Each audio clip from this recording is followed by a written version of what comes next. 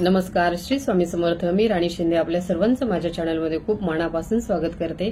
स्वामी महाराजांची चरणी वंदन करून आपण आपल्या आजच्या व्हिडिओला सुरुवात करूया. तर बघा, 9 एप्रिलला गुढीपाडवा आहे आणि गुढीपाडवा म्हणजे 3.5 मुहूर्तापैकी एक मुहूर्त. तर या दिवशी आपण कुठल्या सेवा करायला पाहिजेत ते बघूयात.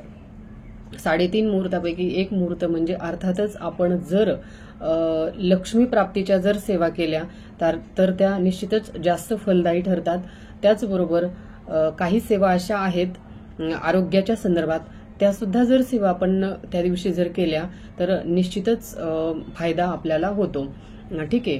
तर बघा, चैत्र शुद्ध प्रतिपदा म्हणजे गुढीपाडवा. हिंदू नवीन वर्षाचा पहिला दिवस आणि पहिला सण म्हणजे गुढीपाडवा.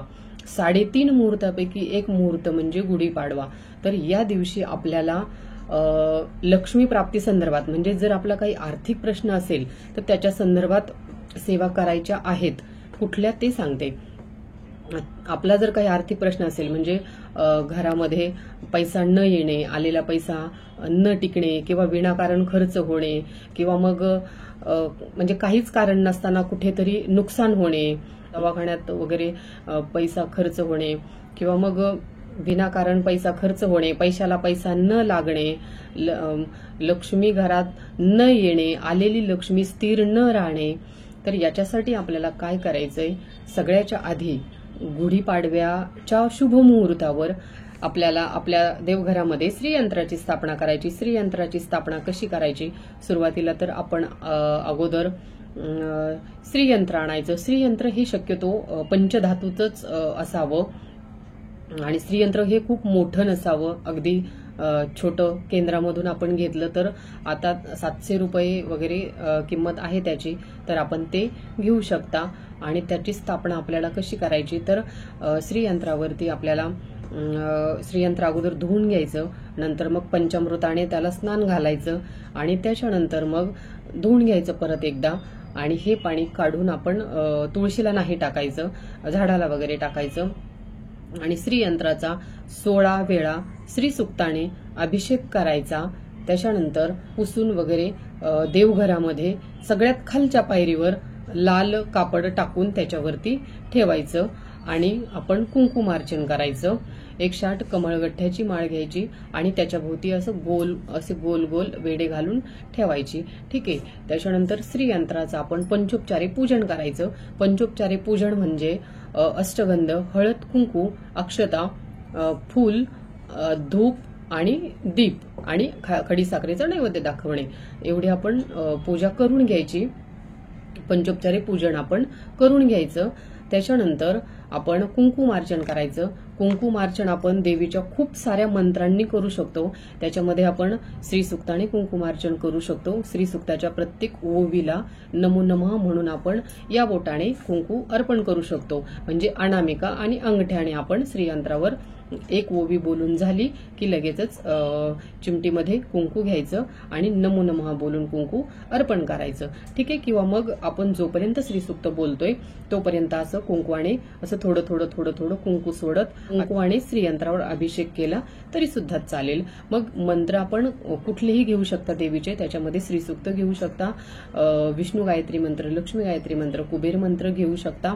लक्ष्मीचे जे मंत्र इथं म्हणजे देवीचा मंत्र 99 मंत्र असेल, लक्ष्मीचे मंत्र ओम श्रीम श्रीये नमः, 16 मंत्र असेल किंवा मग श्रीम हा मंत्र असेल, कुठल्याही मंत्राने आपण कुंकुमार्चन केलं तरी सुद्धा चालेल. आपण फक्त 99 मंत्राने 108 वेळा कुंकुमार्चन केलं तरी सुद्धा चालेल. किंवा आपल्याकडे जर कुंकुमार्चन विधी हे जर पुस्तक असेल तर आपण त्याच्यातून बघून 108 नावांनी देवीच्या 108 नावांनी कुंकुमार्चन केलं तरी सुद्धा चालेल. ठीक आहे. पण गुढीपाडव्याच्या दिवशी आपण न विसरता आपल्या देवघरामध्ये श्रीयंत्राची स्थापना करायची आहे. जसं आता सांगितलं तशी स्थापना करायची. ठीक आहे. बघा, 3.5 मुहूर्तापैकी एक मुहूर्त आहे. या मुहूर्तावर आपण कुठलंही जर आपल्याला शुभ कार्य करायचं असेल तर आपल्याला पंचांग बघायची आवश्यकता नाही. अगदी आपल्याला कितीही मोठी खरेदी करायची असेल, वाहन विकत घ्यायचं असेल, गाडी वगैरे जे काही असेल आपल्याला विकत घ्यायचं असेल, मुहूर्त बघायची गरज नाही. आपण या दिवशी कुठल्याही वेळी घेऊ शकता. त्याच्यानंतर गुढीपाडव्या दिवशी सोनं चांदी खरेदी करण्याला खूप जास्त महत्व आहे. आपण जर अशा शुभ मुहूर्तावर 3:30 मुहूर्तावर जर आपण सोनं चांदी जर खरेदी केलं तर ते कधीही विकायची म्हणा किंवा मोडायची म्हणा कधीही गरज पडत नाही. त्याच्यामध्ये कधीही कमी होत नाही, वाढच होत जाते पण कमी कधीही होत नाही. म्हणून आपण इच्छेप्रमाणे आपल्या ऐपतीप्रमाणे आपण अगदी थोडं का व्हायना, अगदी अर्धा ग्रॅम हे सोनं या दिवशी विकत घेतलेलं चांगलं असतं. नाही आपण चांदी सुद्धा विकत घेऊ शकता किंवा कुठली काही आपल्याला विकत घ्यायचं असेल मग त्याच्यामध्ये आपण वस्त्र वगैरे सुद्धा विकत घेऊ शकता. पण सोने आणि चांदी खरेदी करण्याला खूप जास्त महत्व आहे. जे कुणी नवीन भाविक नवीन सेवेकरी असतील आणि अजूनपर्यंत आपल्या घरामध्ये जर महाराजांची मूर्ती किंवा फोटो नसेल तर आपण आवर्जून गुढीपाडव्याच्या शुभ मुहूर्तावर महाराजांची मूर्ती किंवा फोटोची स्थापना आपल्या देवघरामध्ये करावी. त्यानंतर जर आपला काही आरोग्यासंदर्भात जर प्रश्न असेल, म्हणजे घरामध्ये सतत कोणीतरी असं आजारी पडणं, सारखं आजारी पडणं किंवा एखादं संकट, म्हणजे एक संकट झालं की दुसरं झालं की तिसरं झालं की म्हणजे असे संकट येत राहणं जर चालूच असेल तर आपण काय करायचं, गुढीपाडव्या दिवशी किंवा आदल्या दिवशीच आपण एक गोरक्ष चिंच मिळते बघा, गोरक्ष चिंच घेऊन यायची आणि गोरक्ष चिंच आणल्यानंतर गुढीपाडव्या दिवशी, म्हणजे आणा कधीही, आदल्या दिवशी आणून ठेवली तरी चालेल, त्याच दिवशी आणावे असं काही नाहीये.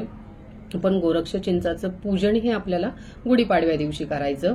पूजन कसं करायचं तर एक पाट घ्यायचा, पाटावरती गोरक्ष चिंच ठेवायची आणि जसं सांगितलं तर पंचोपचारे पूजन करायचं आणि गोरक्ष चिंचेला हात लावून म्हणा किंवा हातात घेऊन म्हणा, उजव्या हातामध्ये घेऊन किंवा मग हात लावून एक माळ गोरक्षनाथांचा मंत्र ओम श्री चैतन्य गोरक्षाय नमः हा एक माळ मंत्र जप करायचा. श्री स्वामी समर्थ महाराजांचा श्री स्वामी समर्थ हा एक माळ मंत्र जप करायचा आणि एक वेळा कालभैरवाष्टक स्तोत्र बोलायचं.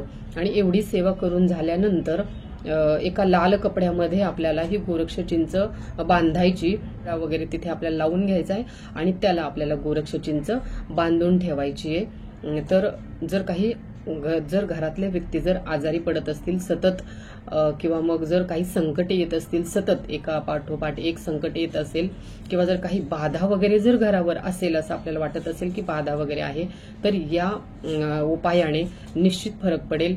आणि याच्या संदर्भातच गुढीपाडव्याला करायचा अजून एक उपाय म्हणजे काय करायचं, वडाच्या झाडाची मुळी आणि रंगारी हिरडा पाटावर ठेवायचा आणि त्यांचं सुद्धा जसं आता सांगितलं तसंच पंचोपचारी पूजन करायचं. आणि पूजन झाल्यानंतर ही रंगारी हिरडा आणि मुळी हातामध्ये घ्यायची, उजव्या हातामध्ये, आणि एक वेळा कालभैरवाष्टक स्तोत्र बोलायचं, श्री स्वामी समर्थ मंत्र 11 वेळा किंवा मग 108 वेळा घ्यायचा आणि एका लाल कलरच्या पिशवीमध्ये मुळी आणि रंगारी हिरडा ठेवायचा आणि ती पिशवी बंद करून घ्यायची आणि मुख्य दरवाजाच्या आतल्या बाजूने आपल्याला ही पोटली आपल्याला टांगून ठेवायची. यामुळे हे दोन्ही उपाय, हे जर काही घरातली व्यक्ती सारखं आजारी पडत असेल, एकामागून एक संकट येत असतील, बाधा आहे घरावर असं जर वाटत असेल, तर हे दोन्ही उपाय खूप फायदेशीर ठरतील, निश्चित फायदेशीर ठरतील. आपण नक्की हे उपाय करून बघा आणि अनुभव घ्या. त्याच्यानंतर आपण बघा कुठेही राहत असू, म्हणजे नोकरीनिमित्त म्हणा, व्यवसायानिमित्त म्हणा, आपण आपल्या गावामध्ये राहत नसू, आपण शहरामध्ये कुठेही बाहेर राहत असू, पण आपली गावाला शेतीही असतेच, तर आपल्याला या दिवशी आवर्जून भूमिरूपिणी सीता मातेसाठी एक सेवा करायची आहे. आणि ती सेवा आपण आपल्याला जरी करायला नाही जमलं तर जे कुणी गावाला असेल त्यांना आपल्याला ही सेवा करायला सांगायची आहे.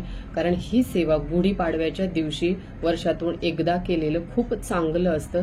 ती सेवा कशी करायची ते आपण बघू.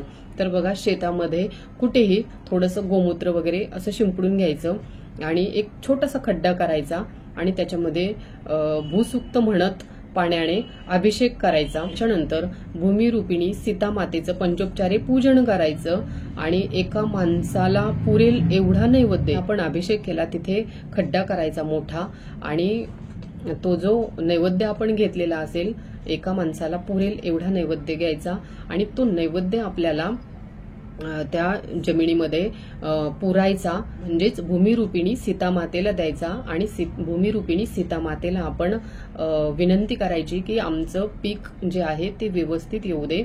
भूमिरूपिणी सीतामातेला विनंती करायची आणि ही खूप प्रभावी सेवा आहे बघा. वर्षातून एकदा गुढीपाडव्याला ही सेवा आवर्जून करावी.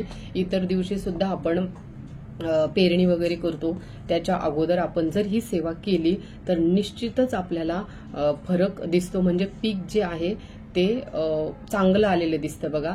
हा अनुभव म्हणजे हा उपाय मी माझ्या आईवडिलांना सांगितला होता.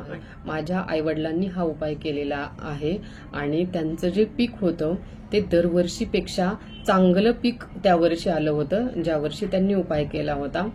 आणि बघा जर कुणाला वाचायला येत नसेल म्हणजे भूसूक्त वगैरे तर आपण फक्त तिथे सांगितलेली सगळी सेवा म्हणजे पंचोपचारे पूजन वगैरे केलं आणि नैवेद्य जरी एक खड्डा करून नैवेद्य जरी पुरला तरी सुद्धा चालतं. शेवटी श्रद्धेला आणि विश्वासाला जास्त महत्व आहे. तर निश्चितच या सेवेने पीक चांगलं येण्यासाठी मदत होते. तर आजची झालेली सेवा महाराजांच्या चरणी अर्पण करूया. व्हिडिओ आवडल्यास व्हिडिओला लाईक करा, शेअर करा, चॅनलला सबस्क्राईब करायला विसरू नका. धन्यवाद. श्री स्वामी समर्थ.